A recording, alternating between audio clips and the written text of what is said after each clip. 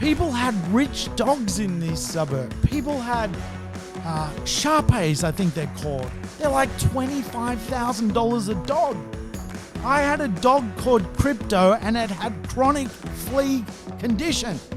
I was Chernobyl boy with the dog with fleas.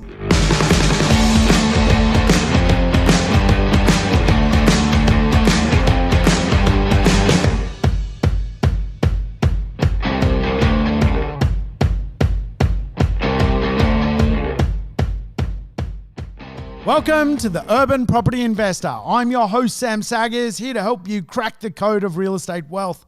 Today on the show, we're going to code crack. We're going to delve into money.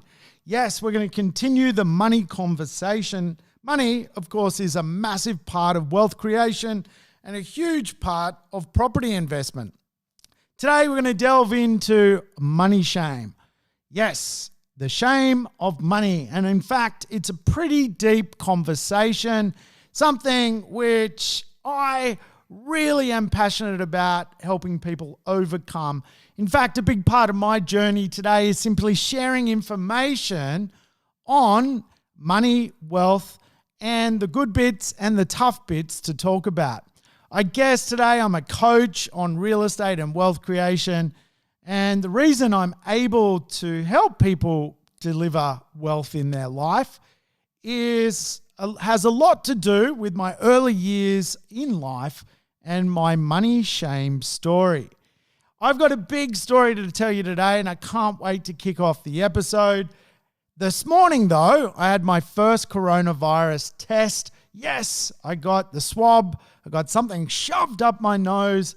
And hopefully I'll get a text very soon saying I'm corona-free. I'm sure I'll be fine. I'm catching up with a loved one this week, which is a little bit frail, and I want to make sure that I'm not carrying the old dreaded corona when I see her. Now, I'll tell you what, today's episode is going to go a bit deep. So if you need a shot of whiskey or a Zambuca or something, I highly recommend it because we're going to tackle a pretty serious issue, the issue of money shame. I'm going to try and teach the idea around money shame using my own personal experience. I'm going to be the guinea pig and I'm going to share a lot of that with you. Now, I will shout out that money shame in particular is something quite often men suffer from. And I put that little caveat there. And of course, women obviously do as well.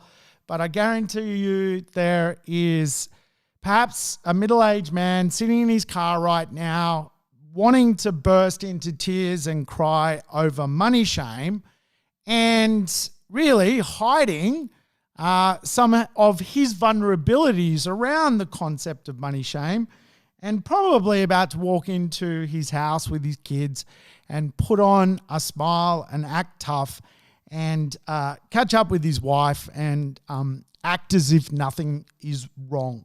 And I'm here to tell you about money shame because it is a serious issue. And I'm a big supporter of things like Movember, of course, in November when gents and mental health comes into its own.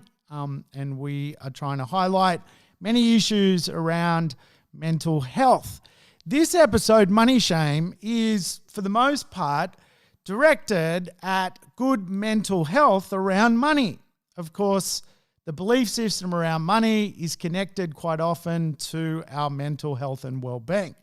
So that's a little bit of the background of the episode. And I tell you what, I'm pumped to deliver it to you. And I'm going to give you a little bit about my own personal money shame situation in my life, which I've had to overcome. And certainly today, as I say, I'm really in a position to talk about money because I've had vast experience ever since I was a little fella. Now, I want to talk about my family. My family are freaking awesome. My mum and dad are so funny and happy, and they have done so much for my life. I could never, ever be more grateful. They've put me in a position to grow up around wealth and understand money from a very young age. My mum and dad are so loving. They actually really have never had money shame in their life, which I'll explain what money shame is very soon.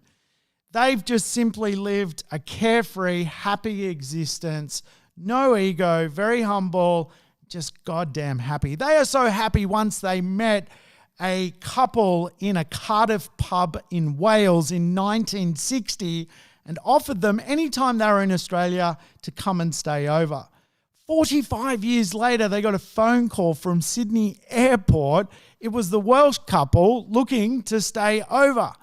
My mum and dad had no recollection they had made this offer. They couldn't even remember the Welsh couple. But when they heard they were at the airport and on the phone, they simply invited them over. These people stayed about 2 months. And I'll tell you what, if you've ever met anyone from Wales, all they talk about is bacon. They love bacon. Bacon sandwiches, eggs and bacon, you name it. It is all about bacon for Welsh people. So I tell you what, my mum and dad, absolutely cracking human beings, and they put me in a position to grow up so well. However, my name is Sam Saggers, and yes, I have suffered money shame at various stages of my life, in particular in my early years. My mum and dad allowed me to grow up in Australia's wealthiest suburb. They bought a property in the suburb of Hunters Hill. If you've heard my early episode, Rich Dad, Poor Dad, you'll probably understand I grew up in a neighborhood of very wealthy people. My peers were billionaires and millionaires, and I was hardly that. I was actually really what we would call in Australia a lower middle class or lower class person. And I'll explain how I got to live in such a wealthy neighborhood. Now, here in Australia and New Zealand, no doubt, we have a class system, an absolute class system. In the United Kingdom, you have like the royal family as part of their class system. Here, it's a little bit different, but we are, without question, a class-orientated money marketplace. We have the old money class. The old money class is really money which stems back literally multiple generations. Old money is something which is in most major cities. Typically in Sydney, it's in the eastern suburbs of Sydney, Melbourne the same, and Brisbane the same. Old money is connected to real estate in a big way. In fact, most of the premier holdings in Australia and New Zealand are really owned by old money. They had invested in land and banked commercial properties in certain areas literally hundreds of years ago. I grew up in Hunters Hill, which was an old money marketplace. In fact, one of my early friends in life was a chap called Ted Grace. The Graces started Grace Brothers, which today is known as Myers. They literally started that at the turn of the last century. So you can imagine the wealth they had. In fact, Ted's house looked like Buckingham Palace. And if you've ever seen an episode of The Bachelor, that's actually Ted's house. So I tell you what, I was not part of that class system, but I grew up observing, getting to know that class system in a big way. The second class of people out there are really part of the new money class. And this is people who typically have a net worth of anywhere from, say, $1 to $5 million. And they've done it through their own generation of working hard and being obviously clearly really smart to be able to accomplish such a goal. So some classes are 3-4 generations old. New money class is simply brand new. And then we have the masses, which is the middle class and, of course, the lower class of society. Now, I don't say this to sort of start a fight around inequality and human beings. Everyone obviously is given a great opportunity here in Australia and New Zealand to succeed no matter where you come from. But I think to understand money shame, it is so important to understand the class system so you can really start to understand why people get money shame and, for the most part, deal with some of the problems around the mental health issues of the shame of money. Now, for me, I grew up obviously in this very old established suburb with old money. Everyone in the suburb was stinking rich. 16-year-olds drove Mercedes-Benz and Porsches and you name it, Ferraris on occasions. It was literally ridiculous. If you've ever seen 9021 Beverly Hills 90210, that is the suburb. It's still like that today. So how did my parents get to live in this suburb? What happened? We were literally a lower middle class, even lower class family.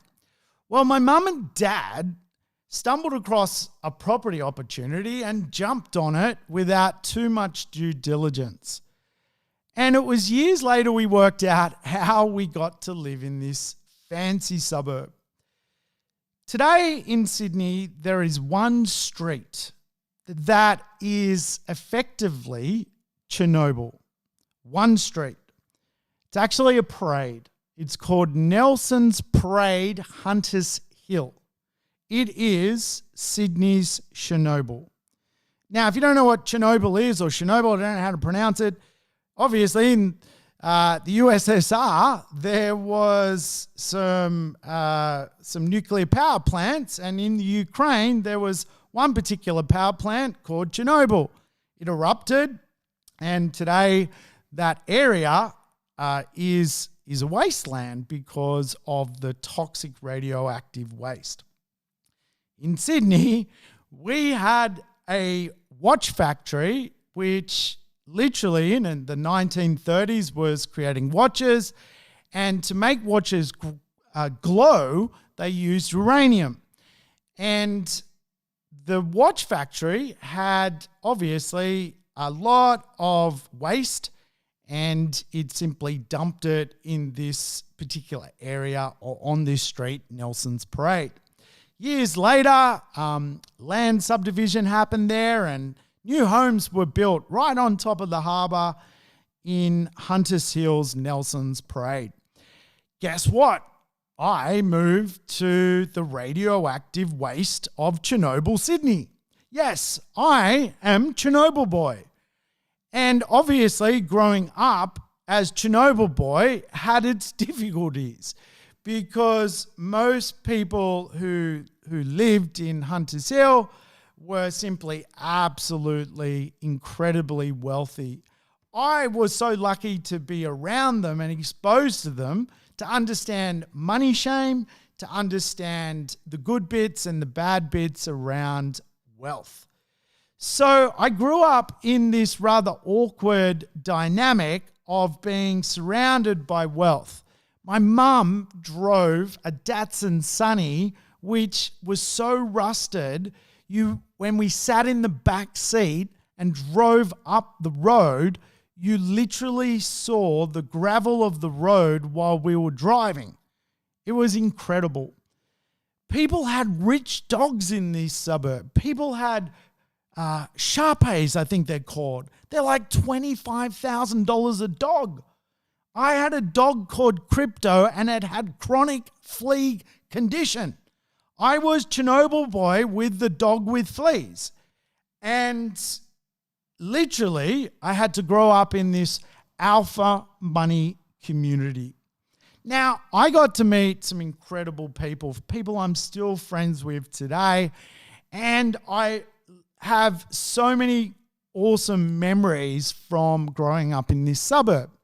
But like any kid in any suburb, you have your crew growing up, as like a 12-year-old, a 13-year-old, 14-year-old, and then there's usually another crew. That other crew really didn't like me, and I didn't particularly like them. This all came to a head when I was 14 years old, walking alone down the street to my local shop, and a car pulled up of 16-year-old kids of the group I hated and of the group who hated me. And we had been taunting each other for years. And at some point, it was going to boil over. And this was the day it boiled over. For me, I knew this fight was about money. The fact that I really was Chernobyl boy and they were old money. And I wanted to settle the score. I literally wanted to end this matter by having a fight. The car pulled up and a voice yelled out to me, and I literally said, "Let's do it. Let's fight." Knowing that I could not possibly win. My theory was pretty simple, that if I could show this group that I wasn't scared of them, then effectively my money shame would be resolved through fighting. In other words, they would have a new respect for me by being willing to fight them 1-on-5 and solve my issue of money shame as Chernobyl boy that way. So the boys got out of the car and only one of them decided to fight me. And I tell you what, it was a fair fight and I lost. He literally punched me twice, smashed my nose apart, and the others jumped on him and pulled him off me, and they all sort of scooted off in their luxury automobile. So I went home licking my wounds, and it was a fair fight. And certainly when I look back on it, it was a great lesson for me because I got to start to explore how I felt about money. And the lesson for me was quite deep. Initially, I decided that violence was going to be the way I solve my money shame, Chernobyl boy shame. So it was around that time I started going to the local public school. And at the local public school, I met people from all walks of life. And certainly when we linked the class system, there was no one from the old money class. There was no one from the new money class. It was simply the middle or lower class at that school system. And I got to meet some really cool guys that were from all parts of really the greater local community. And there was arguably guys there from what we would call the ghetto. I don't know if today you would say it's too ghetto because lo and behold, 30 years later, all those suburbs are now multi-million-dollar suburbs. But in the day, they were ghettos. There was a lot of housing commission. There was a lot of, people who were considered then as part of the lower socioeconomic zone. I became friends with these people. And really, we formed a bit of a gang. And the gang started to come into the wealthier suburb where I live. And it turns out poor kids love hanging out in a rich area. It's great for poor kids. There's a lot of things you can nick. There's a lot of disruption you can create. And the poor kids, and I guess the rich kids of this neighborhood started to do battle. And it was really a bit of a violent time in my life. In fact, I'm not a violent person. But the years of when I was sort of 14, 15 or 16, I was hanging around really juvenile delinquents that were quite criminally minded. These guys had knives and replica guns and did drugs and, some of them ended up going on to serve time in prison for literally over a decade. Others also went on to be very creative and in the eyes of society, very successful around money. So we all, as children, had this kind of money experience. And my money shame experience, the story I'm telling you right now, was I used violence to control my shame around feeling like I didn't belong. And a lot of that violence really started to escalate. And really, a lot of the kids of the neighborhood started to get, really beaten up by my gang. And for the most part, it was, I guess you would probably look at it as just kids being kids, but there was a lot of hidden meaning behind it. And really, that wealthy gang, which didn't like me, I ended up controlling that wealthy gang by using violence, fear.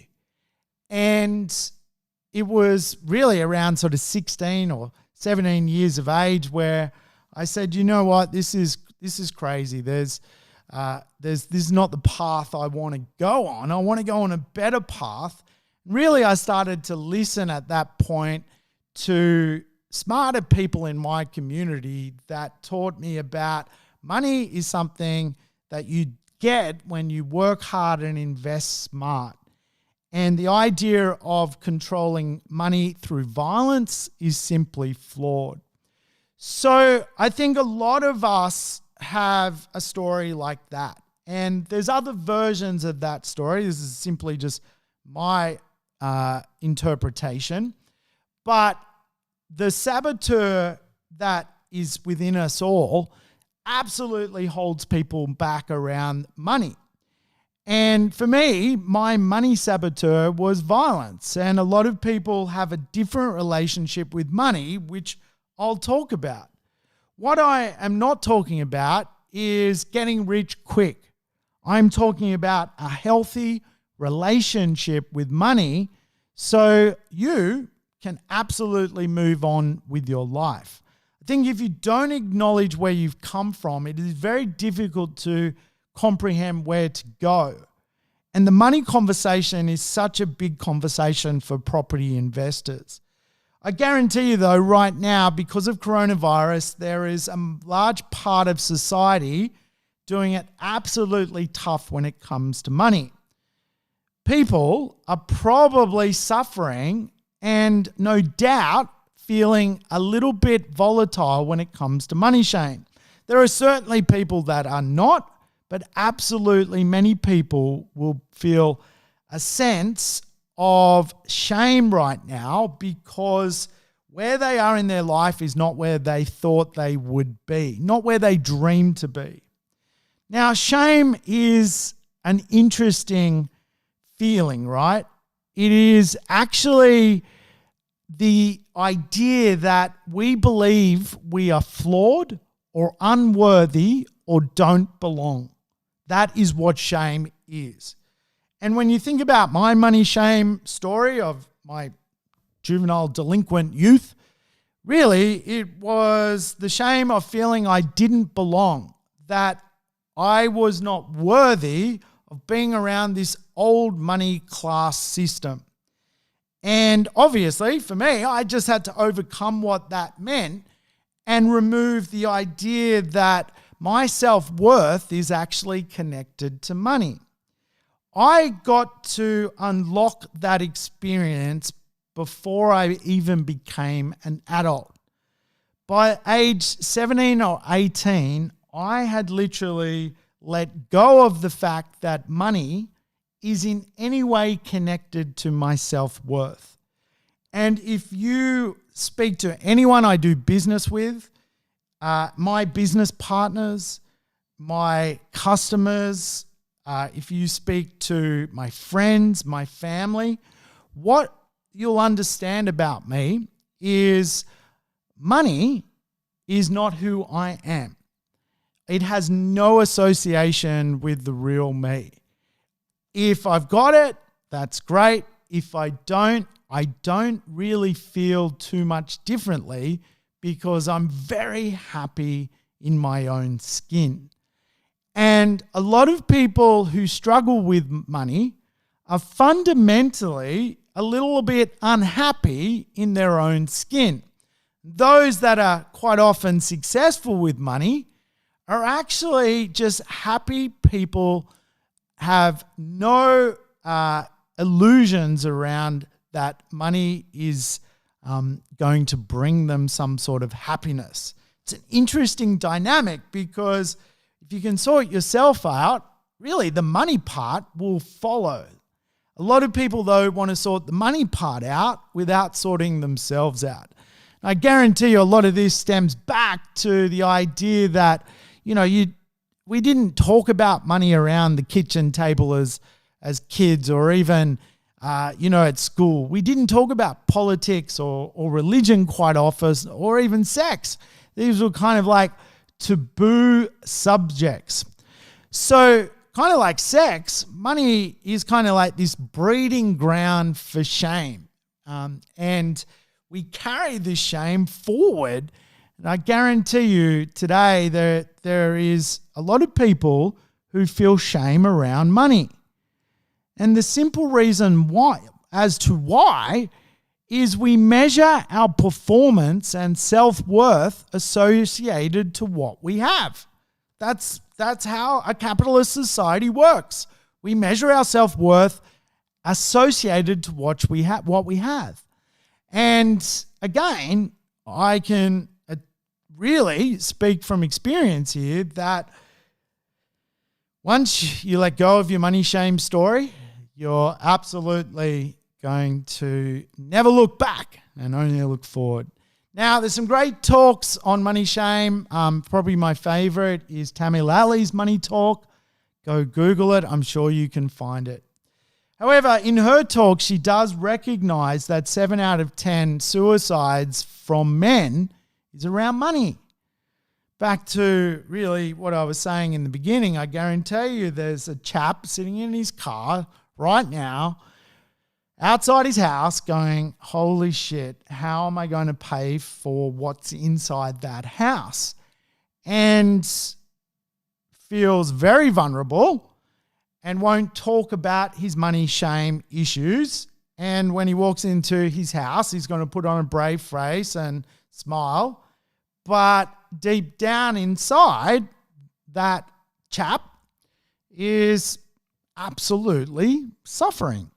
So I say that because I know how serious the education of and mental health is of us male species. We can be a bit fragile inside, but absolutely look tough on the outside. So if you do have some relationships with your friends and your family and a man's involved and you want to unlock some of these deeper conversations, I think you need to approach it. And my advice with men, we love going for a walk and talking. So whether that's two blokes having a chat or ladies, if you want to get something out of a man, take him for a walk and he'll be more open to telling you how he's feeling and what potentially he's suffering from.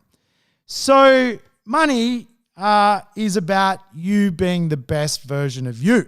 And again, the money part will follow. If you can make the best version of you, I guarantee you the money's going to follow. Society has quite often this really warped view of money and people. Quite often we dehumanize people and moralize money. Now, think about like when you walk past a homeless person in the street, quite often our mind is moralized around money and has no feeling or connection for the homeless guy. And really, in some respects, all of us are guilty of quite often dehumanizing that story. So money shame is real, right? And for me, it appeared and manifested in my early years, which I was able to deal with within my early years. And violence was kind of my trigger. And really, I've never had any sort of violent streaks in my life, except for when I was 14, 15 or 16. And if anything, I was really a puppeteer of violence rather than a fighter guy. But money shame does appear. And again, this isn't about those rich kids. Like, those rich kids' families worked hard and they deserve their money. And for me, my family did some creative things to go live in Chernobyl. And again, it's really how I value myself, which is the conversation. And I often even see today in many of my wealthy friends a level of not feeling worthy around money.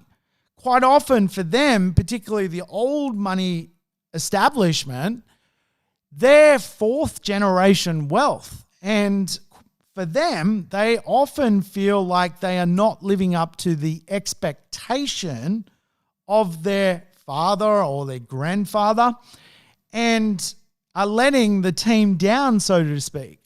So I often see money shame manifest itself in a feeling of not being worthy around money. And again, a lot of my friends do not feel worthy of the money that is connected to them. Money shame. And what that does in their life, it holds them back from being the best version of them. Other people in my life aren't facing up to money. They avoid it. And they simply would prefer to go through life without even facing money. Their money shame is, in some respects, the fact that they won't even talk about money or invest in anything or do anything about money. There is kind of like this, underlying belief that they're not worthy of money, which again is just a way of believing about money. It's a belief system. It can manifest in things like drugs. I've got friends on drugs and it's connected to money. I've got friends who are depressed and it is all connected to money. Their belief system around money. Again, I've got to bring it back that if you associate your self-worth to money, you're going to end up having a collision. You're going to go on a collision course with yourself. And this is really a huge topic. I think probably the number one money shame thing, though, is really people trying to keep up with the Joneses and buy things that fundamentally they can't afford because their ego is telling them that they're ashamed and they've got to look better, look wealthier, look smarter to achieve something in life. And we probably all know someone who is driving a car they shouldn't drive, spending money on holidays they shouldn't do, all based on the idea of this concept of not dealing with your belief system around money. All right? So I'm here to tell you it's you got to deal with it, because if you don't deal with it, it's going to manifest itself and you're going to end up with $100,000 of credit card debt and all this bad money and bad juju in your life. And of course, anyone who's listened to some of the bigger challenges in society around depression, suicide, domestic violence, a lot of this is connected to the idea that money is somehow going to make you happy.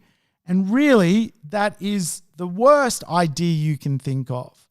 Remember, for me, I got to experience this at a very young age. So fortunately, I've been able to deal with my money issues and money shame issues. And I then went on to really today speak about money. And it really probably deep down is connected to my early years of money shame. So I want to give you some tips if any of this is resonating with you. For me, I think it's important to build money muscle. I'm going to give you some money muscle ideas. Really, the first money muscle idea I want to leave with you today is, you cannot let someone else think for you when it comes to money, all right? If your belief system hasn't been tackled around money and you're going to trust money with someone else because you don't want to deal with your money shame conversation, you're going to end up in a bad place. You're just simply outsourcing something you need to discuss with yourself and get out. All right? So thinking someone else is going to do it for you is not cool. You've got to own up to how your belief system works around money, and then you got to go and fix that, and then money will come to you.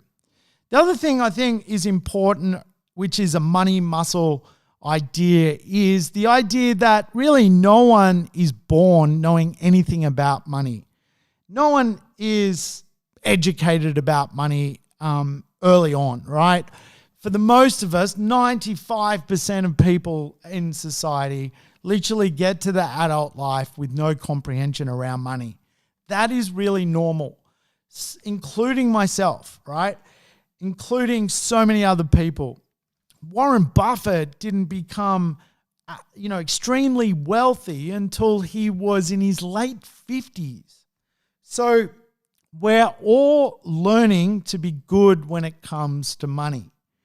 And if you're hard on yourself around money and you're not sort of comprehending that it is just a continuous education process, you've got to be willing to learn, then you're not giving yourself the right muscles around money.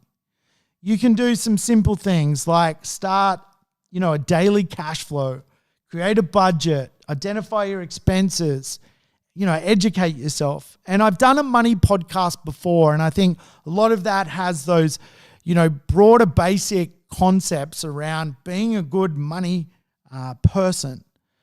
So money muscles are big, right? And you don't want to be a judger of money. The third muscle is not to judge. Again, those rich kids I fought, which I'm sort of like, I don't know, does it feel like I'm judging them by calling them rich kids, inverted commas? I'm having to do that to explain the story, but fundamentally, they deserve to be rich. Their parents worked hard for them, right? So I shouldn't and will not judge them for being rich or poor or anything like that. And again, if you want to build muscle around money, you've got to let it all go and not be a judger on someone else's, ability to go and make money. And I think the fourth muscle is a deep one. No one will value you more than you. Simple as that. No one is going to value you more than you. So you, again, have to really manifest that your belief system around money is good. And I guarantee you, 50% of people listening to this are like, what are you talking about? I've got no money problems. And then 50% of other people are understanding where I'm coming from. So for me, to be the best version of you, I think you've got to understand your money belief. Remember, a lot of people believe their self-worth is tied to money. And a lot of that stems from the way society functions around money. We have all these associations. Things like money is dirty. Money is the root of all evil. The best things in life are free. Well, not technically. So again, we have all these associations, right? And a lot of this then comes back to how we behave. And I guarantee you, a lot of listeners probably grew up in a household that got divorced and money was an issue, or grew up and potentially saw domestic violence, and the backbone of that was actually around money. So we got to deal with it, right? And again, I think a lot of people believe their self-worth is tied to money, and as soon as you let that go, you're going to permit yourself to be vulnerable and move ahead in life. So I always coach people that it's best just to really write down your beliefs around money. Get the pen and paper out, write yourself a little letter. how you felt about money as a kid, how you felt about money growing up, what were your parents' beliefs around money, what your siblings' beliefs were around money, what your current beliefs are around money. And potentially you can flesh out a little bit of where your money comprehension comes from, and you can start to put to bed your feelings around money and why it affects the person you are today. Now, I've been running literally for the last 18 years a mentoring program through Positive Real Estate, which fundamentally helps people understand money. The money conversation's a deep conversation, and for us, we get together every month and have done for the last 18 years, got together and talked about property and money and the marketplace. It is such a deep conversation that we almost run Alcoholics Anonymous for money, fundamentally for property investors, because money will come back and your belief system around money quite often rears itself up a lot, particularly with real estate, because real estate is such a slow way to wealth. And as it's a slow way to wealth, and as you have curveballs in life and your belief system, it's like this puzzle that just keeps going. So we constantly work on it. If you want to free yourself financially, I think you've got to let go of any limiting beliefs you have around money. And I think, as I've said in many other podcasts, money is really just gives you bandwidth. It gives you the opportunity to not think about things which really cramp your bandwidth, that create extra stress on your life. And the main thing which I believe is fantastic about money is it allows you to fully be present to your purpose on this earth. It is as simple as that. That is really what money does. It gives you bandwidth. To get the bandwidth, you've got to work on yourself.